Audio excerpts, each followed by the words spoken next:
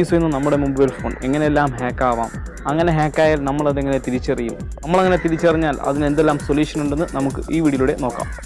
അതിനായി ഈ വീഡിയോ നിങ്ങൾ മുഴുവനായി കാണുക, സബ്സ്ക്രൈബ് ചെയ്യാത്തവർ സബ്സ്ക്രൈബ് ചെയ്യുക. നമുക്ക് വീഡിയോയിലേക്ക് പോകാം.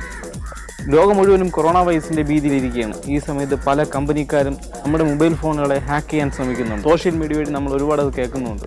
നമ്മുടെ മൊബൈൽ എങ്ങനെയെല്ലാം ഹാക്കിൽപ്പെടുമെന്ന് നമുക്ക് നോക്കാം. SMS വഴി നമ്മുടെ മൊബൈൽ ഫോൺ ഹാക്കിലാവും. ബ്ലാങ്ക് SMS, ഗിഫ്റ്റ് SMS നമ്മുടെ ഫോണിലേക്ക് വരാം. ഈ ലിങ്കിൽ പ്രസ് ചെയ്താൽ 10 ലക്ഷം രൂപ നിങ്ങൾക്ക് കിട്ടും, പുതിയ സ്മാർട്ട് ഫോണുകൾ നിങ്ങൾക്ക് ഗിഫ്റ്റായിട്ട് കിട്ടും, ഈ ലിങ്കിൽ പ്രസ് ചെയ്യുക എന്ന് പറഞ്ഞ് പലതരം മെസ്സേജുകൾ നമ്മുടെ ഫോണിലേക്ക് വരാം. ആ ലിങ്കിൽ പ്രസ് ചെയ്യുന്ന വഴി നമ്മുടെ ഫോൺ ഹാക്കിലാവാൻ ഒരുപാട് ചാൻസ് ഉണ്ട്. റൂട്ട് ചെയ്യുന്നത് വഴിയും നമ്മുടെ മൊബൈൽ ഫോൺ ഹാക്കാവാൻ ചാൻസ് ഒരുപാടുണ്ട്. വാട്സപ്പ് വഴി നമുക്ക് പല മെസ്സേജുകൾ വരാൻ ചാൻസ് ഉണ്ട്.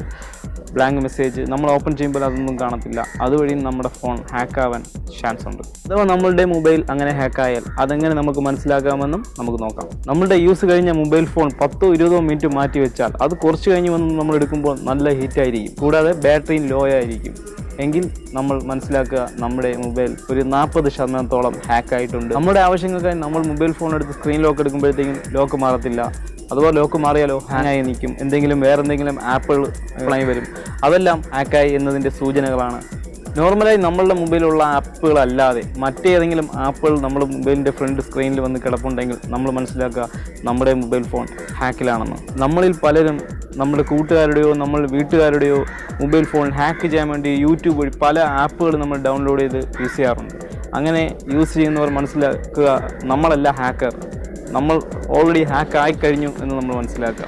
നമ്മളൊരു ഹാക്കിംഗ് യൂസ് ചെയ്യുകയാണ്. നമ്മളെ ഹാക്ക് ചെയ്യാനുള്ള വഴി നമ്മൾ തന്നെ തുറന്നു കൊടുത്തു എന്നതാണ് സത്യം. സ്ക്രീൻ ഓപ്പൺ ചെയ്യുമ്പോഴത്തേക്കും ഏതെങ്കിലും ആപ്പ് ഓപ്പണായി കിടക്കും, അതും തനിയെ വർക്കായിക്കൊണ്ടിരിക്കും. എങ്കിൽ നമ്മൾ മനസ്സിലാക്കുക നമ്മുടെ മൊബൈൽ ഫോൺ ഹാക്കിങ്ങിലാണ്. നിങ്ങളുടെ മൊബൈൽ അങ്ങനെ ഹാക്കായി എന്ന് നിങ്ങൾക്ക് തോന്നുന്നുണ്ടെങ്കിൽ അതിന് നമുക്ക് സൊല്യൂഷനുണ്ട്. ഇങ്ങനെ നമ്മുടെ മൊബൈൽ ഹാക്കാവുന്നുണ്ടെങ്കിൽ അതിന് ഒറ്റ സൊല്യൂഷനുള്ളൂ. സെറ്റിങ്സ് എടുക്കുക, ഫാക്ടറി റീസെറ്റ് എടുക്കുക, മൊബൈൽ ഫോൺ പൂർണ്ണമായും റീസെറ്റ് ചെയ്യുക.